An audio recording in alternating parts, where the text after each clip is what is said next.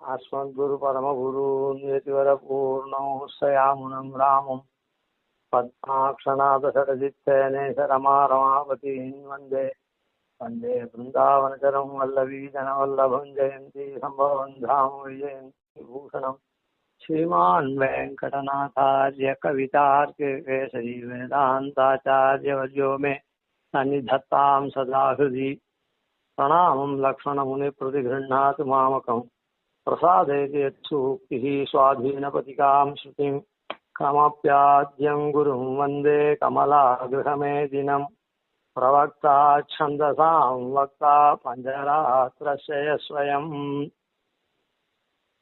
இந்த முதல் ஸ்லோகமான எதிராய சப்தத்திலே அது வஸ்து நிர்தேசம் மங்கள ஸ்லோகமா வச்சு அது வஸ்து நிர்தேசம் அப்படின்னு சொன்னதுல ஸ்ரீபாஷ்ய கீதா பாஷ்ய பகவத் விஷயங்களோட ஸ்ரீமத் ரகசியத்திரே சாரமும் நாம் அதிகரிக்க வேண்டிய கிரந்தம் அப்படின்னு பெரியோர்களால் கிரந்த திருஷ்டியம் காட்டப்பட்டதே. அந்த கிரந்த திருஷ்டியத்துல ரகசியத்திரே சாரமா இருக்கக்கூடிய இதையும் வஸ்து நிர்தேசத்துல காட்டுறது அப்படின்னு சொன்னோம்.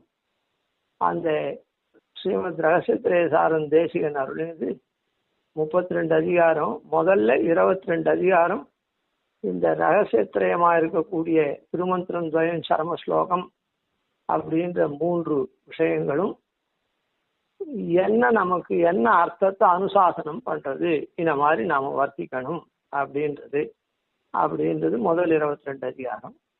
அதுக்கப்புறம் 4 அதிகாரம் இதுல வரக்கூடிய சித்தோபாயம் சாத்தியோபாயம், இந்த உபாயம் தானே நாம பண்றது பெறக்கூடிய பலனுக்காக. இதுல வரக்கூடிய கலக்கங்களை திருடீகரணம் பண்றது, அதனுடைய பிரபாவத்தை எல்லாம் நாம பண்ணக்கூடிய உபாயம். ஒரு விஷயத்தை தெரிஞ்சுக்கிறோம், இந்த பலன் கிடைக்கும் தெரிஞ்சுக்கிறோம், அந்த உபாயத்தை பண்றோம், அதுல ஒரு கலக்கம் வருது. அந்த உபாயத்துக்கு இவ்வளவு பெருமையா, இல்ல இந்த உபாயத்துக்கு இவ்வளவு பெருமை கிடையாது அப்படின்னா ஒரு கலக்கம் வரதெல்லாம் சமனம் பண்றது. உபாயத்தினுடைய தன்மை என்ன அப்படின்றதுல கலக்கம், அதனுடைய பெருமையில கலக்கம். இது ரெண்டுத்தையும் போக்கடிக்கக்கூடியது, போக்கடிச்சு திருடீகரணம் பண்ணக்கூடியது ஸ்திரீகரண பாகம். அது 4. அதுக்கப்புறம் இவ்வளவு அர்த்தங்கள் சொல்லிட்டு வந்தாரே, இதெல்லாம் இந்த 3 மந்திரத்துல இந்த 65 எழுத்துல இருக்குதா? 8, 25, 32 அப்படின்னு சொல்லக்கூடிய எழுத்துக்கள் கொண்ட மந்திரம் சரம ஸ்லோகம்லாம் இருக்கு.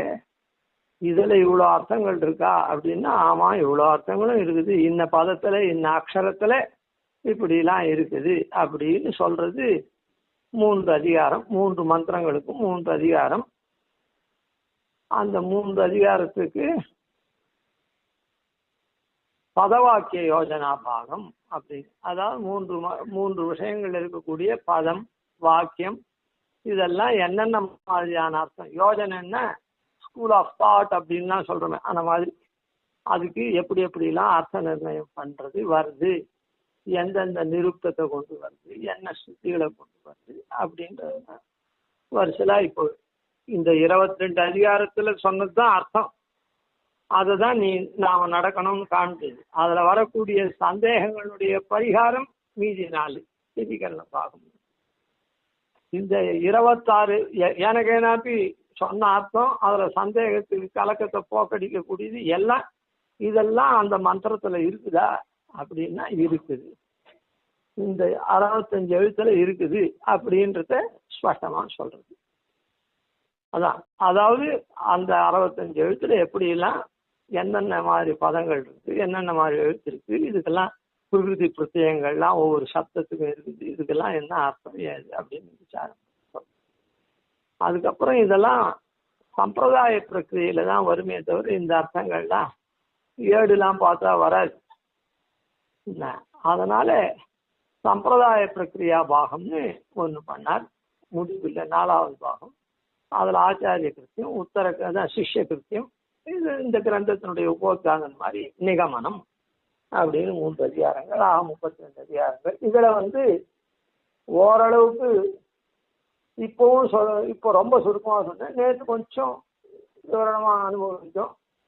சிதீகரண பாகத்திலேருந்து விஷயங்கள்லாம் சொல்லியாகி போச்சு. அர்த்தானுசாசனம் மாத்திரம் அர்த்தம் சொல்லலை. அதாவது ஒவ்வொரு அதிகாரம் சொல்றது, ஒவ்வொரு அதிகாரம் என்ன அதிகாரம், அது என்ன சொல்றதுன்னு அது 6 அதிகாரங்களை பற்றி மாத்திரம் நேற்று அனுசரிச்சோம் பூர்வத்தில். அதுல முதல்ல உபோத்காத அதிகாரம். அந்த உபோத்காத அதிகாரத்துல நாம இப்படி நீசனே நிறை ஒண்ணுமில்லேன்னு இந்த சம்சார சாகரத்துல வன்சேற்று அள்ளல் பொய் நிலத்துல நாம அழிந்துட்டு இருக்குமே, இப்படிப்பட்ட நாமம் இந்த இதெல்லாம் போய் இதெல்லாம் மாய்ந்து வைகுண்ட வாசம் நமக்கு கிடைக்கிறது, அங்க கைங்கரியம் கிடைக்கிறது, பெருமாளுக்கு துல்லியமான போகத்தை அனுபவிக்கிறோம். அதுவும் எப்படி நிச்சயமா நிரந்தரமா நிரதிசயமா அனுபவிக்கிறோம் அப்படின்றத ஒரு ஆச்சரியமான தன்மை நமக்கு வருது. இந்த மாதிரி சதாச்சாரியனை அண்டி சரணம் புகுந்துட்டோம்னா எம்பெருமானு இந்த மாதிரி தன்மை நமக்கு வருது இந்த ஜீவனுக்கு அப்படின்னு இந்த ஆச்சரியமான விலட்சணமான தன்மையை சொல்றதே வரப்போகுது. அந்த உபோத்காத அதிகாரத்தை சமர்ப்பின்ற பதம் காண்பிக்கிறது. அதுக்கப்புறம் இதெல்லாம் எங்கேருந்து தெரிஞ்சுக்கிறது?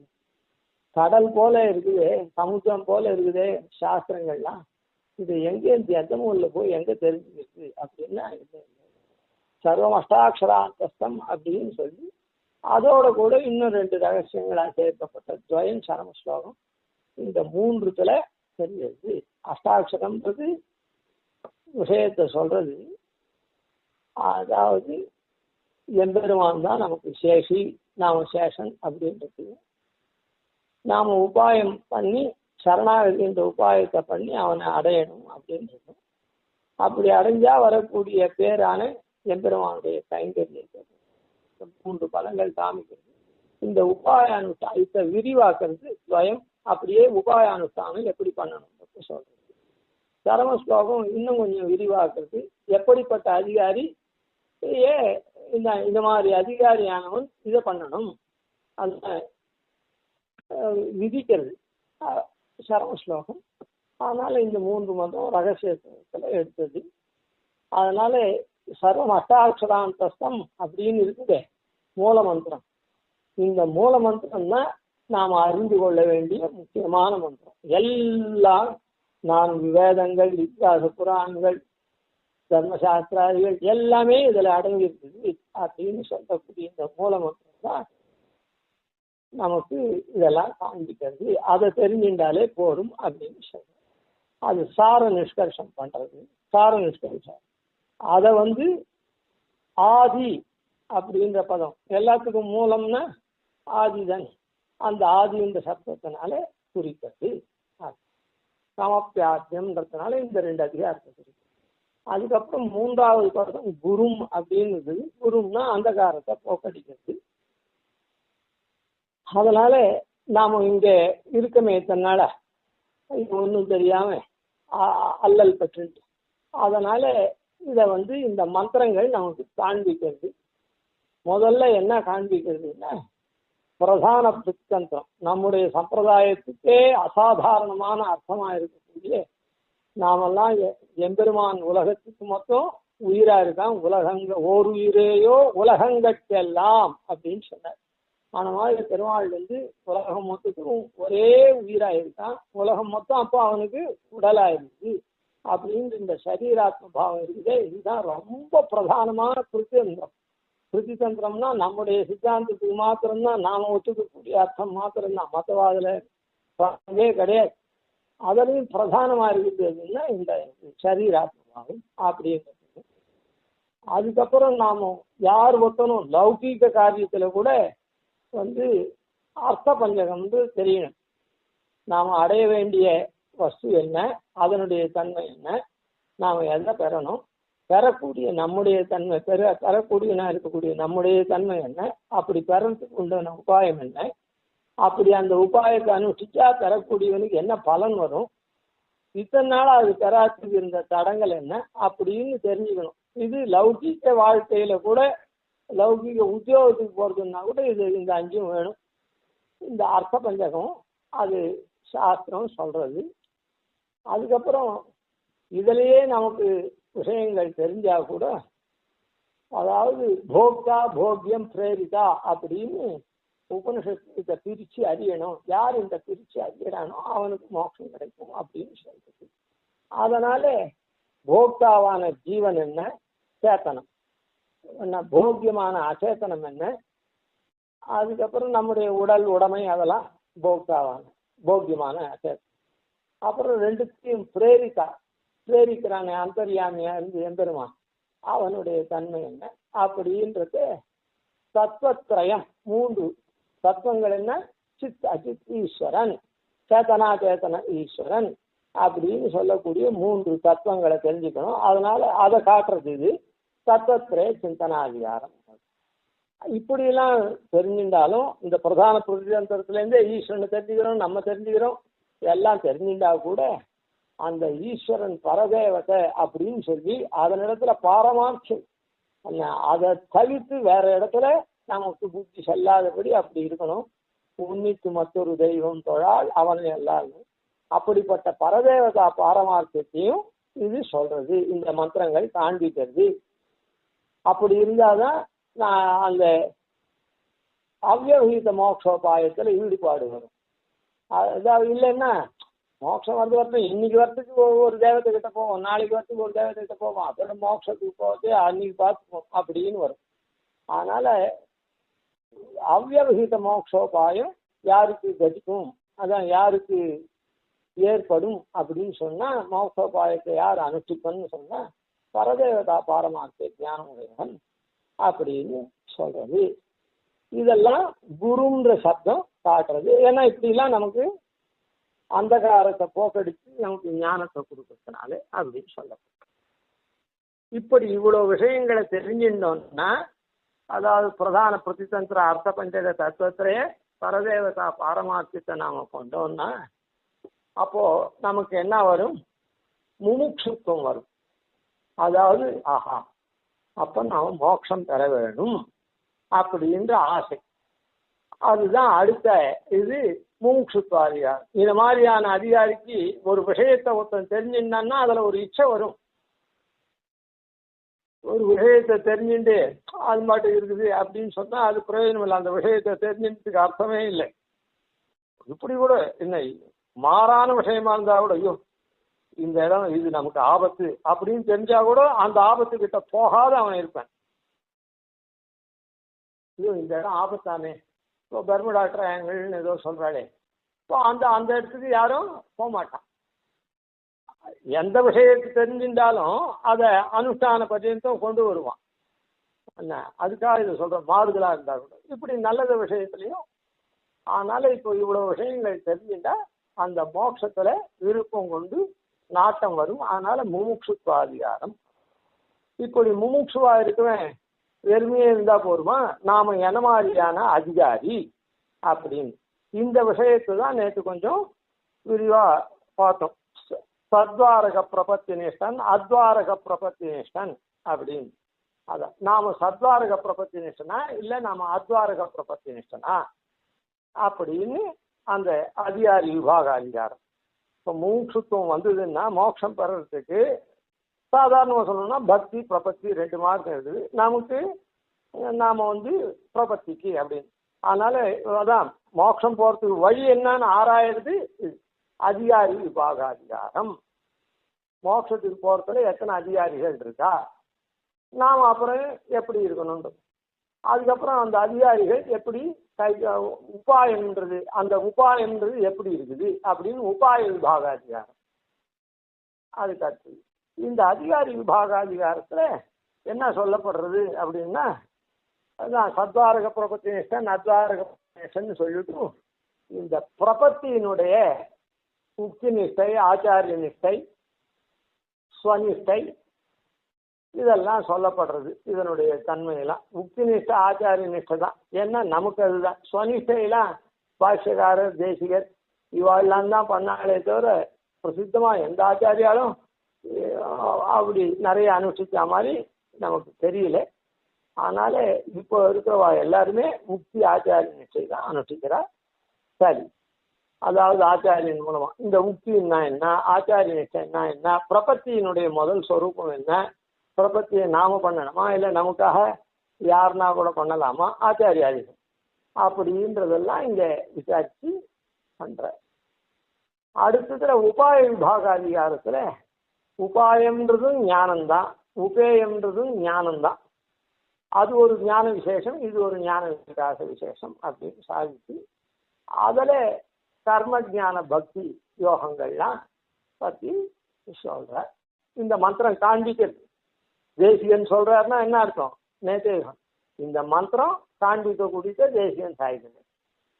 அப்புறம் இப்படி முமுட்சுத்த அதிகாரி விபாகம் உபாய விபாக அதிகாரம் ஆன உடனே சரி நாம இப்போ எதில் இருக்கோம், நாம நமக்கு என்ன யோக்கியதை அப்படின்னு சொன்னா நமக்கு பிரபத்திக்கு தான் யோக்கியதை. அதனால பிரபத்தி யோக்கியாதிகாரம் அப்படி இந்த பிரபத்தி யோக்கியாதிகாரம் ஆச்சுன்னு சொன்னா அதுக்கப்புறம் பிரபத்தி பண்ணணுமோ இல்லை, அந்த எந்த ஒரு காரியம் பண்ணணும்னாலும் அங்கம் இருக்கும் அங்கி இருக்கும், அங்கம் இருக்கும் அங்கி இருக்கும். அங்கம்னா என்னன்னா அந்த காரியத்துக்கு உண்டான உறுதுணையா இருக்கக்கூடியது, அங்கின்றது பிரதான காரியம். இப்போ கல்யாணம் அப்படின்னு சொன்னா கன்னிகாதானம் பிரதானம்னா அது கன்னிகாதானம், அதுக்கு முன்னே ஊஞ்சல் நிச்சயதார்த்தம் ஜானவானம் அது இது எல்லாம் அங்கமான காரியம் வச்சுக்கோங்க. பின்னால் இருக்கிற சேஷம் பர்யந்தமும் அங்கமான காரியம் தான். இதுதான் கன்னிகாதானம்னு சொல்லி இது பண்றாளே அது அங்கி பிரதான காரியம். அது போல அதனால எந்த காரியத்துக்கும் அங்கம் அங்கி உண்டு. இப்போ சந்தியாவந்தனம் பண்றோம்னா அதுல காயத்ரி ஜபம் பிரதானம். அந்த காயத்ரி ஜபத்துக்கு அங்கமாக தான் ஆரம்பத்திலேருந்து ஆச்சமனம் பண்ணி பிராணாயாமம் பண்ணி சங்கல்பம் பண்ணி புரோக்ஷனம் பிராசனம் புரோக்ஷனம் அர்க்கியம் இதெல்லாம் பண்ணி ஆத்திய பிரதானம் இதெல்லாம் பண்ணே வரமே, இதெல்லாம் அங்கமான காரியம். அப்புறம் உபஸ்தானம் எல்லாம் அங்கமான காரியம். அந்த காயத்ரி ஜபம் பண்றமே அது அங்கியான காரியம். சரி, அது போல இந்த பிரபத்திக்கு நாம பிரபத்திக்கு யோகியன்னு தெரிஞ்சுட்டோம், அதான் அந்த மந்திரம் காமிக்கிறது. அதனால பரிகர விபாகாதிகாரம், பரிகரம்னா அங்கங்கள்னு அர்த்தம். அதனால பரிகர விபாகாதிகாரம் அப்படின்னு அங்கங்கள் என்ன இருக்கு அப்படின்னா ஆனுகூல்ய சங்கல்பா பிராத்திகூல்ய வர்த்தனம் ரக்ஷசி விஸ்வாசா கோப்திருத்வ வரணம் தபா ஆத்ம நிக்ஷேப கார்பண்ய ஷட்விதா சரணாகதி. மொத்தம் சரணாகதின்றது 6 விதம், அதுல 1 அங்கம் என்ன ஆத்ம நிக்ஷேபம்ன்றது அங்கம். மீதியான ஆனுகூல்ய சங்கல்பம் பிராத்திகூல்ய ஆனுகூல்ய சங்கல்பம்னா இனிமேட்டு நான் அனுகூலனா இருக்கேன். நாம ஒருத்தனை போய் இப்போ வேலைக்கெல்லாம் நாம போய் ஜாயின் பண்ணா கூட I will discharge my duties to the satisfaction of our superior அப்படின்னு முன்னையெல்லாம் சொல்லுவா. இப்போ உண்டோ கிடையாது தெரியல. ஆன மாதிரி உண்டாந்தாலும் இல்லாட்டாலும் மாறிக்கூடாது. எழுத்துல இல்லைன்னாலும் ஆன மாதிரி தான் பண்ணணும், இல்லைன்னா அங்கே வேலைக்கே நிலைக்க முடியாது. சரி, இருந்துட்டு போட்டோம். அதனால ஆனுகூல்ய சங்கல்பம். அதே மாதிரி பிரதிகூலமாக இருக்கிற காரியத்தை பண்ண மாட்டேன், விரோதமான காரியத்தை பிராத்திகூல்ய வர்ஜனம். அப்புறம் ரக்ஷிஷி விஸ்வாசா, எம்பெருமான் சரணாகதி பண்றவாள சரணாகதன் ரட்சித்தே தீர்வன் அப்படின்ற விசுவாசம். அதுக்கப்புறம் கார்பண்யம், எனக்கு கைமுதல் இல்லை அதனால நான் உன்னை அடையிறேன் அப்படின்னு தெரிவிக்கக்கூடிய தன்மை இருக்க. நம்முடைய ஸ்டேட்டஸை தெரிவித்தாதானே அதுக்கு தகுந்த இது கொடுப்பான், வேலையோ அதுவோ இதுவோ. அதனால நம்முடைய ஸ்டேட்டஸை ஆகிஞ்சன்யம் அப்படின்றத கார்பண்யம், ஆகிஞ்சன்யத்தை தெரிவிக்கிறது தான் கார்பண்யம் அப்படின்னு சொல்லப்படுது. நம்ம கைலாகாத தனத்தை தெரிவிக்கிறோமே அது கார்பண்யம். அதுக்கப்புறம் கோப்திருத்வ வரணம், இது கூட நேற்று ஒரு விதத்துல கோப்தா துவமேவ கோப்தா பவா துவமேவ உபாய பூதோமே பவா பக்திஸ்தானே ஸ்தித்வா ரக்ஷகோ பவா அப்படின்னு தான் சொன்னேன். நீரே என்னை காக்கும் ஸ்தானத்தில் நின்று அருள வேண்டியது அப்படின்னு பிரார்த்திக்கிறமே. நீர் தான் கோப்தான்னு வரிக்கிறமே, அது கோப்திருத்த வரணம். இந்த 5 அங்கங்களை அது விசதமா சொல்றது. அப்புறம் 6வது சாங்க பிரபதனாதிகாரம், அங்கங்களோட கூடின பிரபத்தி அங்கி அனுஷ்டானத்தை பற்றி சொல்றது. இப்ப பரதேவதா பாரமார்த்தி அதிகாரம் வரையில் 6 அதிகாரம் ஆச்சு. உபோத்காதம் சாரநிஷ்ட அதிகாரம் 2ஓட கூட அப்புறம் 4 அதிகாரம் ஆச்சு. அந்த விஷயத்தை தெரிஞ்சின்றவன் ஆசை கொண்டு அதுக்கப்புறம் அந்த உபாயம் எப்படிப்பட்டிருக்குது அப்படின்றத தெரிஞ்சுண்டு அந்த உபாயத்துல நாம எதுக்கு அதிகாரின்றத தெரிஞ்சுண்டு அதுக்கப்புறம் அது அங்கம் என்ன அங்கி அனுஷ்டானம் என்ன அப்படின்றத காட்டக்கூடிய இந்த 6 அதிகாரங்கள். இந்த 6 அதிகாரங்களும் அது சொல்றது தான் என்ன, அது அது விஷயம்தான். இருந்தாலும் இதை அனுஷ்டிக்கிறோம். அதனால குரும் அப்படின்றது அந்த 4 அதிகாரத்துக்கு இது சூச்சிக்குதுன்னா இந்த 6 அதிகாரத்தை வந்தேன்ற பதம் சூச்சிக்கிறது. ஏன்னா அங்கதானே நமஸ்காரம், சாங்க பிரபதனம் தான், நமஸ்காரம் தான் சாங்க பிரபதனம். எம்பெருமான நமஸ்கரிக்கிறது 3 விதமாகும். 3 விதமான நமஸ்காரம், மானச வாசிக்க, அதான் மானச வாசிக்க காய்க்கும், சரிதான். அப்படி 3ஆலையும் பண்ணக்கூடிய நமஸ்காரம் தான் பூர்ண நமஸ்காரமா சரணாகதியாகுது சாஸ்திரங்கள்லாம் சொல்றது. அதான் அதனால அதை வந்தேன்ற பதம் இந்த இடத்துல அதை காட்டுறது. இதுக்கப்புறம் இப்ப 12 அதிகாரம் ஆயிடுச்சு. இதுக்கப்புறம் தான் 10 அதிகாரங்கள் இருக்குது. என்ன 10 அதிகாரங்கள்? அது இந்த மந்திரம் என்ன சொல்றதுன்னா, இப்படி உபாயத்தை பிரபத்தி உபாயத்தை மோட்சார்த்தத்துக்காக அனுஷ்டிச்சுட்டானே, அந்த மோட்சத்தை தர்றதுக்காக சரணாகதி ஒருத்தம் பண்ணிட்டான்னா இனிமேட்டு வேற ஒரு காரியம் பண்ண வேண்டாம், செய்ய வேண்டியதை செய்தவன் அப்படின்னு ஆயிடுச்சு. இனிமேட்டு ஒரு காரியம் பண்ண வேண்டாம். கிருத கிருத்தியாதிகாரம் அப்படி. அதாவது நாம ஒரு காரியத்தை பண்றோம் ஒரு பலனை உத்தேசிச்சு, அதுக்கு இன்னும் கொஞ்சம் எதனா பண்ணணுமா அப்படின்னா, பாக்கி எதனா இருக்குதா, இன்னும் கொஞ்ச நாள் கழிச்சு எதனா காரியம் பண்ணணுமா அப்படின்னா ஒன்றும் வேண்டாம். பிரபத்தியை பண்ணிட்டான்னா செய்ய வேண்டிய என்ன செய்ய வேண்டியது செய்துட்டான்னு அர்த்தம். இனிமேட்டு வேற ஒன்றும் செய்ய வேணாம் அப்படி தெரிவிக்கிறது இந்த மந்திரம். பிரபத்தியை அனுஷ்டிச்சுட்டாக்கா வேற ஒன்றுத்தையுமே அதுக்கப்புறம் பண்ண வேண்டாம். அதுக்கப்புறம் நீ செய்ய வேண்டியதை செய்துவிட்டவனா ஆகல அப்படின்னு இந்த மந்திரங்கள் காமிக்கிறது. அதுதான் கிருத கிருத்தியாதிகாரம். கிருத கிருத்தியம், செய்ய வேண்டியதை செய்தவன் அப்படின்னு அந்த மந்திரம் நமக்கு காண்பிக்கிறத அனுசாசனம் பண்றது. நீ பிரபத்தி பண்ணியா, நீ செய்ய வேண்டியதை செய்துட்டவன், இனிமேட்டு ஒன்றும் பண்ணாது. நிர்பரோ நிர்பயோஸ்மி பாத பத்மே அப்படின்னு இரு அப்படின்றத காண்பிக்கிறது கிருத கிருத்தியாதிகாரம். அதுக்கப்புறம் இப்படி செய்ய வேண்டியதை செய்துட்டோமே, நான் எப்படி இருக்கணும்? அதாவது ஒருத்தன் படிக்க அது பண்ணல இது பண்ணல அந்த மாதிரி இருக்கான், படிச்சுட்டான், படிச்சுட்டு வேலைக்கும் போறான் அப்படின்னு சொன்னா இப்ப என்ன பண்றான்? ஒரு உதாரணத்துக்கு சொல்லுவேன். இத்தனை பழப்புக்கு வழி இல்லை, அதனால அங்க எங்க கையை நீட்டிருந்தான். இப்போ படிச்சு வேலைக்கு போயிட்டான். வேலைக்கு போனா விட்டு இனிமேட்டு அந்த கை நீட்டுற வியாபாரம்லாம் ஓணுமா? வேண்டாம். இவனுடைய பழப்புக்கு அது வந்துடுச்சு. சரி, இத்தனை நாள் அப்படி கண்டவாகட்டையும் பல்ல எழுச்சி கையை ஏந்தி தலையை சொரிஞ்சி தன்னுடைய இயலாமையெல்லாம் சொல்லிட்டு, ஒரு உதாரணத்துக்கு இதை சொல்றேன், அப்படிலாம் இருந்தானே. இனிமேட்டும் அப்படி இதெல்லாம் இருக்கணுமா? போறவகட்டெல்லாம் தலையை சொரிஞ்சுண்டு கை கூப்பிண்டு காலை கூப்பிண்டு இது பண்ணணுமா? வேண்டாம்.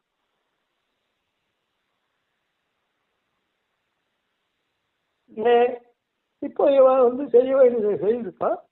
அதனால இப்போ அந்த மாதிரிலாம் தாறுமாறா நடக்க வேண்டாம். அதான் ஸ்வனிஷ்டாபிஜானம் அப்படின்னு தன்னுடைய நிலைமையை தெரிஞ்சுண்டு அதுபடி நடக்கணும்.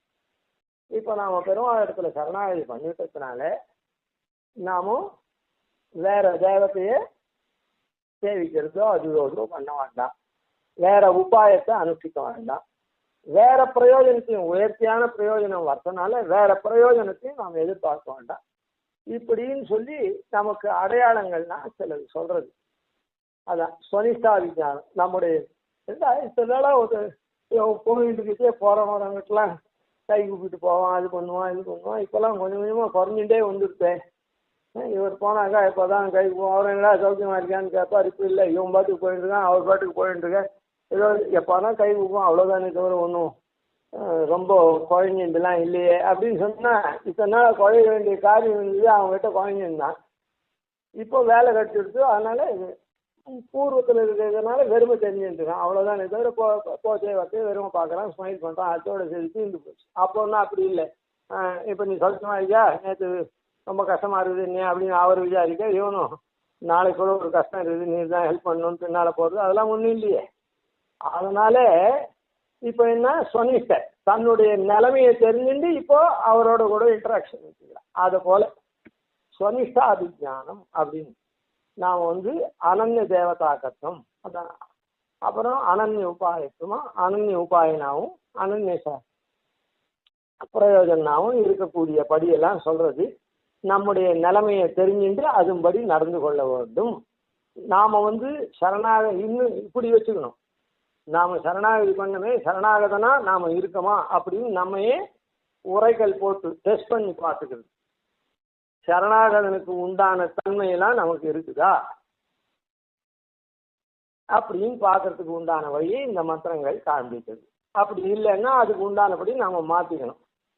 சரணாகதனுக்கு உண்டான தன்மையில நாம இருக்கணும். அதுதான் ஸ்வனிஷ்டா விஜானம் அப்படின்றது. கிருதகிருத்தியாதிகாரம் ஸ்வனிஷ்டா விஜானம்.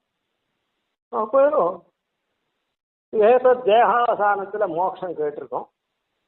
அதனால இங்க இருக்கிற வரையில் நாம எம்பெருமானுக்கு கைங்கரியம் பண்ணணும். அதாவது எம்பெருமானுக்கு கைங்கரியம்னா ரெண்டு விதம்.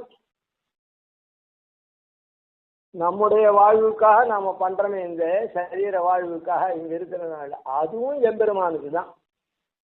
அப்புறம் அது ஆக்ஞா கைங்கரியம். அனுஜா கைங்கரியம்ன்றது நமக்கு ஒழிஞ்ச போது முடிஞ்ச அளவுல எம்பெருமானுக்கு கைங்கரியம் பண்றவன் அனுகோவிலுக்கு போறது, தான தர்மங்கள் பண்றது, அதெல்லாம் அனுஜா கைங்கரியம். நம்முடைய சரீரத்தின் பொருட்டு, ஏன்னா இந்த சரீரமும் எம்பெருமானுக்கு தான், அதை எம்பெருமானுக்கு ஒப்படைச்சிட்டோமோ இல்லை. அதனால யானும் நீ என்னுடன் நீ, அதனால இந்த சரீர பிரயுக்தமான தர்மங்கள்லாம் அனுஷ்டிக்கிறதும் எம்பெருமானுக்கு, எம்பெருமானுடைய ஆராதனும் இது ஆக்ஞா ரூபமான கைங்கரியம். இன்னொன்னும் நம்மால முடிஞ்சா பண்றோம், முடியலன்னா ஒரு நாளைக்கு பண்றோம், முடியாத பண்ணாத இருக்கும். அப்படி இருக்கிறது அனுஜா கைங்கரியம். அதனால இந்த உத்தர கிருத்தியத்தை, உத்தர காலத்தை நாம எப்படி இருக்கணும், என்ன காரியம் பண்ணிட்டு இருக்கணும் அப்படின்னு சொல்றது, அத்தை நமக்கு காண்பிக்கிறது உத்தர கிருத்தியாதிகாரத்துல சொல்லப்படுது. இந்த உத்தர கிருத்தியாதிகாரம் பார்த்து சாஸ்திரத்தை நாம தான் பிரபத்தி பண்ணிட்டுமே அப்படின்னா நாம பெருமாளை சேர்ந்தவன் ஆயிட்டுமே, ஆனால் நமக்கு சாஸ்திரம் உண்டா கிடையாது அப்படின்னா நம்ம இஷ்டப்படிலாம் பண்ணக்கூடாது. சாஸ்திரிய நியமனாதிகாரம், சாஸ்திரியமா இருக்கணும்ன்றது தான் இந்த மந்திரம் நியமிக்கிறது நமக்கு. ஏன்னா இந்த சரீரம் அனுவர்த்திக்கிற வரையில் சாஸ்திர சரணியை தான் அனுஷ்டிக்கணும். இது கூட நேற்று சொன்னோம், அந்த பிரபாவ வியவஸ்தை பிரபாவ ரக்ஷ அப்படின்னு. ஏன்னா சரணாகதி பண்ணிட்டு இனிமேட்டு நமக்கு என்னத்துக்கு இந்த காரியம்லாம் ஒன்றும் பண்ண வேண்டாம் அப்படின்னு இருக்கக்கூடாது. ஆனா இருந்தா ஆணுக்கு உண்டான வஸ்திராதிகளை ஊற்றிக்கணும், பெண்ணா இருந்தா பெண்ணுக்கு உண்டான புடவை முதலிய வஸ்திராதிகளை ஊற்றிக்கணும். அந்த மாதிரி ஒவ்வொன்றும் இருக்கு. சரி, அதனால சாஸ்திரிய நியமனாதிகாரம் அப்படின்னு 4வது அதிகாரம். அதுக்கப்புறம் இப்படி இருக்கக்கூடிய கைங்கரியம் இருக்குது, ஆக்ஞா அனுஜா கைங்கரியங்களை பண்றமே சாஸ்திரிய நியமனப்படிக்கு இந்த உத்தர காலத்துல அதனுடைய எல்லை என்ன? பகவத் கைங்கரியத்தினுடைய எல்லை பாகவத கைங்கரியம். பகவானை சேர்ந்த அடியார்கள் பர்யந்தம் பண்ணணும். அதுதான் புருஷார்த்தம்ன்றது பகவத் கைங்கரியம். புருஷார்த்த காஷ்டை அப்படின்றது, காஷ்டான்னா எல்லை நிலம், அந்த புருஷார்த்த காஷ்டைன்றது பாகவத கைங்கரிய பர்யந்தம் அதை பண்ணணும் அப்படின்னு இந்த 5 அதிகாரங்கள் இருக்குது. பிரபன்னனானவன் நாம எப்படி இருக்க வேணும் அப்படின்றத சொல்லக்கூடிய அதிகாரங்கள். பிரபன்னனானவன் நாம எப்படி இருக்க வேணும் அப்படின்னு இந்த அர்த்தானுசாசன பாகத்திலேயே அந்த 6 அதிகாரம் மோட்சத்துல ஆசை உண்டாரத்திலேருந்து பிரபத்தி பண்ற பர்யந்தம் உண்டானத்தை காண்பிக்கிறது. அதுக்கப்புறம் இருக்கக்கூடிய அந்த 5 அதிகாரம் நாம செய்ய வேண்டியதை செய்வித்தவன் அப்படின்றதுல இருந்து ஆரம்பிச்சு இந்த புருஷார்த்த காஷ்ட வரையில் சொல்லக்கூடிய அதிகாரம் நாம பிரபத்திக்கு உத்தர காலத்துல எப்படி நடக்கணும் அப்படின்றத சொல்றோம். இதுல நாம கொஞ்சம் ஏதோ சில காரணங்கள்னால மின்பின்னா நடந்தோம்னா என்ன பண்றான், அபராத பரிகாரம். நேற்று இதை கொஞ்சம் பார்த்தோம். அதாவது இந்த அபராதத்தை பரிகாரம் பண்ணுவோம் பெருமா புதுசா பண்றத அபராதத்தை எப்படி அப்படின்னா இந்த அபராதத்திலேருந்து விலக்கி நேர்படுத்தி வைப்பேன். இல்லைன்னா பிராயசித்தம் பண்ண சொல்லுவான். அப்படின்னு இல்லைன்னா தண்டனைனா கொடுத்து இந்த அபராதத்தை போக்கடிப்பான் அப்படின்னு அபராத பரிகாரம்.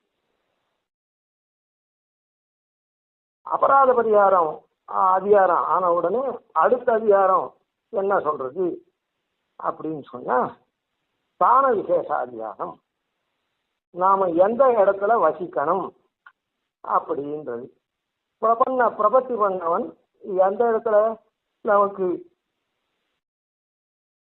ஏகாந்த ஸ்தலமா இருந்து பகவத் ஆச்சாரிய கைங்கரியம் பண்ண முடியுமோ அந்த இடத்துல நாம வசிக்கலாம் அப்படின்னு சொல்லக்கூடியது ஸ்தான விசேஷ அதிகாரம்.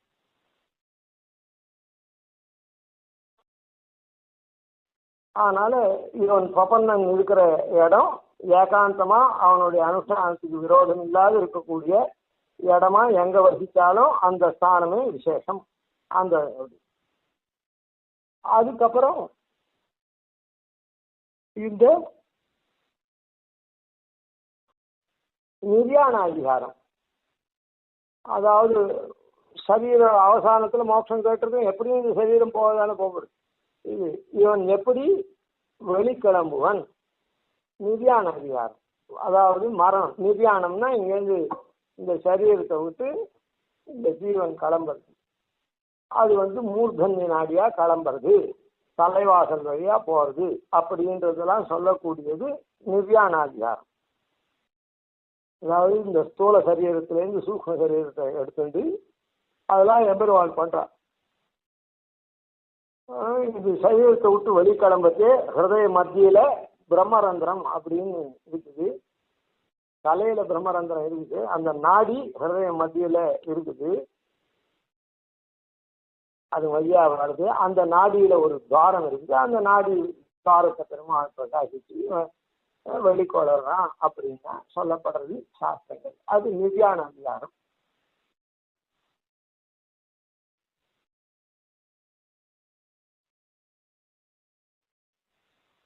நிர்யாணாதிகாரம் ஆனாவிட்டு கதி சிந்தனாதிகாரம். அதாவது மோட்சத்துக்கு போறோம் அர்ச்சிராதி மார்க்கத்துல போவான், சொர்க்காதி லோகத்துக்கு போறோம் தூமாதி மார்க்கத்துல போவான், மற்றவெல்லாம் ஒரு மார்க்கத்துல போவா அப்படின்னு சொல்லிட்டு சொல்லக்கூடியது. அதை பற்றி சிந்தனம் பண்ணக்கூடிய அதிகாரம் கதி சிந்தனாதிகாரம். இப்படி இங்கிருந்து தலைவாசல் வழியா அர்ச்சிராதி மார்க்கம் வழியா மோட்சத்துக்கு போனான்னா அங்க போய் பெருமானோட கூட சாலோக்கிய சாரூக்கிய சாமீக்கிய சாயுக்கிய அப்படின்னா சொல்லக்கூடிய விதத்துல அந்த லோகத்துக்கு போறான். அவனை போல இவனும் பிரம்மாலங்காரம் பண்ணி விடுறா, சாலோக்கிய சாரூக்கிய. அப்புறம் அவனுடைய சமீபத்துல போறான்.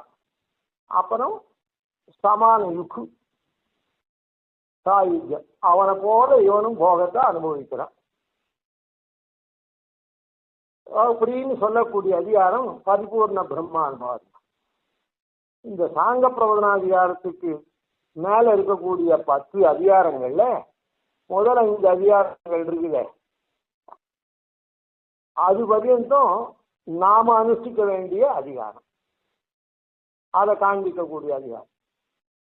அதுக்கப்புறம் அபராத பரிகாரத்திலேருந்து வரக்கூடிய அதிகாரங்கள்லாம் எம்பெருமான் நமக்கு பண்ணி வைக்கக்கூடியதான அதிகாரம். எல்லாமே எம்பெருமான் நியமித்து தான் நாம பண்றோம். ஆனா இது எம்பெருமான் நாம பிராயசித்தத்தை இது பண்ற வைக்கிறான், தப்பு பண்ணா அப்படி இல்லைன்னா தண்டனை கொடுத்து பண்றான், அது எம்பெருமான் அடிக்காரு. அதே மாதிரி நிர்யாணத்துல அவன் நம்ம மோட்ச மார்க்கத்துக்கு விட்டான் இந்த நாடியெல்லாம் காண்பிச்சு பண்றதெல்லாம் அவன் பண்ணக்கூடியது. அதே மாதிரி கத்தி சிந்தனாதிகாரம்னு இந்த அச்சிராதி மார்க்கத்தில் இருக்கக்கூடிய தேவதைகள்லாம் நமக்கு உபச்சாரம் பண்ணி வழிநட உபச்சாரம் பண்ணி அனுப்புறா அப்படின்றதுலாம் அது எம்பெருமான் பண்றது. பரிபூர்ண பிரம்மானுபவம்ன்றது அவன் தான் அங்க தடுத்து. இப்படியான இது இருக்கு. இதுதான் இந்த 22 அதிகாரத்துல. இது மொத்தமே ஞான விஷயமா இருந்தாலும் அந்த அதுவரை இப்போ சாங்க பிரபதனாதிகாரம் வரையில் மூக்ஷுத்வ அதிகாரத்திலேருந்து வந்தேன்ற பதம் காண்பிக்கிறது. இதுக்கப்புறம் இந்த கிரகம் அப்படின்னு சொல்றது இல்ல, கிரகம்னா தர்மச்சரணாய கிருஹ்யத்தே தர்மச்சரணாயன். அதனால இந்த 10 அதிகாரங்கள்ல சொன்னபடிக்கு நாம நடக்கணும். இல்ல பெருமாள் நம்ம நடத்தி வைக்கிறான். அதனால இந்த கிரகம்ன்றது நாம நடக்க வேண்டிய அந்த 5 அதிகாரத்தை காண்பிக்கிறது அப்படின்னு சொல்லலாம். மேதின் அப்படின்ற சப்தத்தினால அந்த எம்பெருமான் நமக்கு அந்த 5 அதிகாரங்கள்ல பண்ணி வைக்கிறானே, அபராத பரிகாரத்திலேருந்து பரிபூர்ண பிரம்மானுபவம் வரையும் அதை அந்த மேதின் சப்தம் காண்பிக்கிறது அப்படின்னு தெரியுது. இப்ப இதுல நடுவுல கமலா அப்படின்னு இருக்குது. இந்த கமலான்ற பதம் தான் இதுல இருக்கக்கூடிய சோத்தியங்களை மேல அந்த ஸ்திரீகரண பாகம் இருக்குதே, அந்த ஸ்திரீகரண பாகத்துல அந்த கமலான்ற பதம் காண்பிக்கிறது.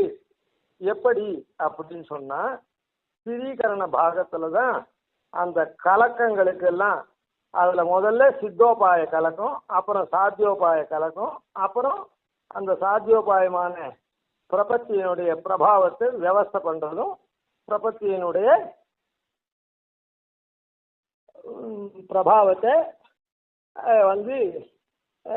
ஸ்தாபிக்கிறதும். நிறைய சொன்னா அதை குறைச்சி திட்டமா சொல்றது, அது ஒண்ணுமே இல்லை பிரபத்தியா அப்படின்னு சொன்னா அதை உள்ளபடியானபடி இது பண்றது. அதனால இந்த சித்தோபாய சோதனாதிகாரத்துல என்ன அப்படின்னு சொன்னா 3 கலக்கங்கள் வருது பிரதானமா. என்ன அப்படின்னு சொன்னா பிராட்டிய பத்தின கலக்கம் வருது.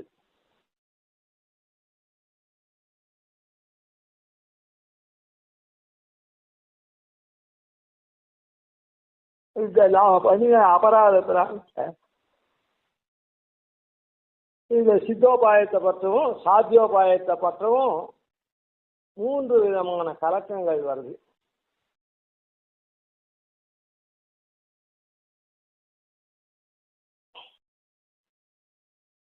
என்ன 3 விதமான கலக்கம் அப்படின்னா,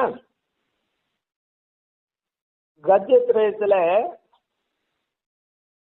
புருஷகார பிரபத்தி பண்ற அஸ்துமே அப்படின்னு சொல்லிட்டு பகவன் நாராயண பாரமார்த்திக அப்படின்னு உடனே பிராட்டி என்ன பண்றா, அஸ்துதே தயைவ சர்வம் சம்பத்யதே அப்படின்னு சொல்றா. அதுல கலக்கம் வருது. அதான் பிராட்டிய பத்தி. அதனால புருஷகாரம் தானே பிராட்டி பண்றா, பெருமாள் இல்ல உபாயத்துல இல்ல அப்படின்ற மாதிரிலாம் ஒரு கலக்கம் வருது.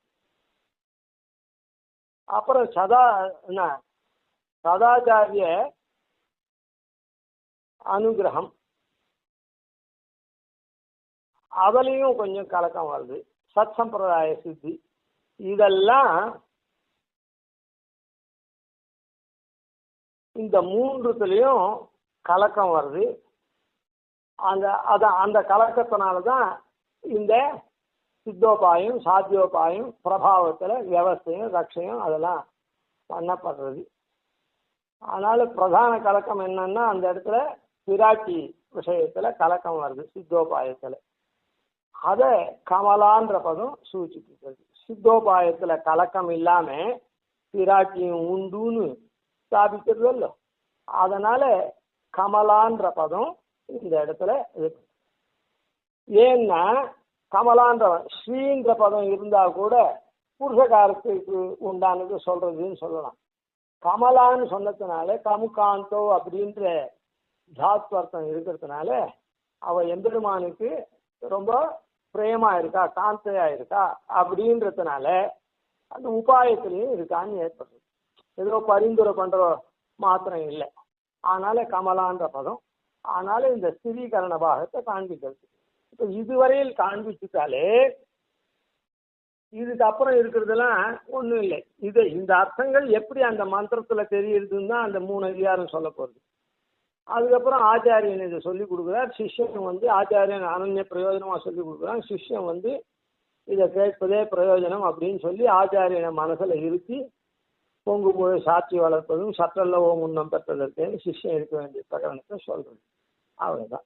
அதனால இப்போ தமப்பின்றதுனால நாம் ஆச்சரியமான சன்னிவேசத்தை அடைய போறோம்ன்றதும், ஆத்தியம்ன்றதுனால இதெல்லாம் ஆதியா இருக்கக்கூடிய மூலமா இருக்கக்கூடிய மூல மந்திரம் காண்பிக்கிறதும், நம்முடைய அஜ்ஞானத்தெல்லாம் அந்த ரகசியத்திலையும் போக்கடிக்கிறதுன்றத குருன்றதுனாலையும், அப்படி அஜ்ஞானம் போச்சுன்னா நாம் மோட்ச இச்சுவா இருந்து பிரபத்தி பண்றோம் அப்படின்ற வரையில் வந்தேன்றதும், அதுக்கப்புறம் கிரகம் அப்படின்ற சப்தமாகப்பட்டது நாம நடக்க வேண்டிய தர்மத்தை சொல்லக்கூடிய அந்த 5 அதிகாரங்களும், அதாவது கிருதகிருத்திய அதிகாரம் தொடக்கமா புருஷார்த்த காஷ்ட அதிகாரம் வரையிலும், அதுக்கப்புறம் அபராத பரிகாரத்திலேருந்து பரிபூர்ண பிரம்மானுபவம் வரையில் அவன் நம்ம கை கொள்ற விதத்தை சொல்றதுனால மேதின்னா அவன் நமக்கு அனுபவம் பண்றான், தியாகம் பண்றான், நமக்கு உபகரிக்கிறான். தன்னை அர்ப்பிச்சு, அதாவது தான் அவன் தான் நமக்காக காரியங்களை பண்ணி அவன் அந்த நமக்கு இது பண்றதுனால அந்த மேதின் சப்தம் அந்த 5 அதிகாரங்களை காமிக்கிறது. இந்த ஞானம் அனுஷ்டானம் பண்ண உடனே இந்த அனுஷ்டானத்தெல்லாம் இப்படி சோத்தியம் வருது. அந்த சோத்தியத்தை சரி பண்ணக்கூடிய அந்த ஸ்திரீகரண பாவத்தை கமலா அப்படின்ற பதம் காண்பிச்சு ரகசிய சாரத்துக்கு இதுவா இருக்கிறது. ரகசிய சாரத்தையும் இந்த முதல் ஸ்லோகம் காண்பிக்கிறது அப்படின்றத ஆச்சாரிய அனுகிரகத்துல யதாமதி அனுபவிச்சோம். கவிதார்த்திக சிம்மாய கல்யாண குணசாலினே ஸ்ரீமதே வெங்கடேசாய வேதாந்த குரவே நமஹ. ஆதிவன்ஷடகோபாதீன திவ்யான்பதேஷம் ஸ்ரீரங்கபூர்வஷடீசான பதாசிரயம் ஸ்ரீவத்சவம் சுதிலகம் வந்தே ஸ்ரீகிருஷ்ணதேசிகம்.